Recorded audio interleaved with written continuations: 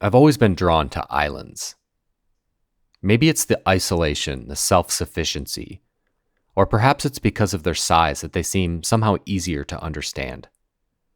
One of my favorite things to do is to scour Google Earth for small islands, to zoom in and imagine what it's like to be there, and to immerse myself in the lore. Isla Alejandro Selkirk is one I often return to. It sits several hundred miles east of Santiago, Chile, and it's part of a small archipelago of 3 islands, which also includes Robinson Crusoe Island and Santa Clara.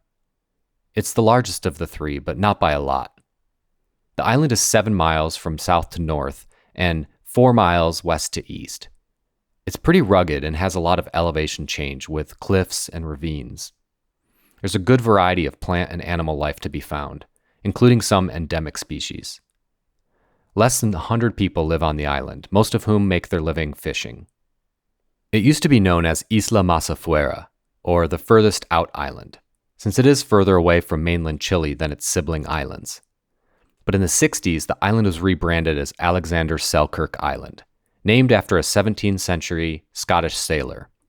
Although it seems like he may have never actually set foot on Isla Masafuera, and the nearly 5 years Selkirk spent marooned were actually on Robinson Crusoe Island. From 1909 to 1930, there was a penal colony where as many as 160 political prisoners were held. I became obsessed with imagining which remaining buildings were a part of that and in what state they are in now. What was this foundation 100 years ago?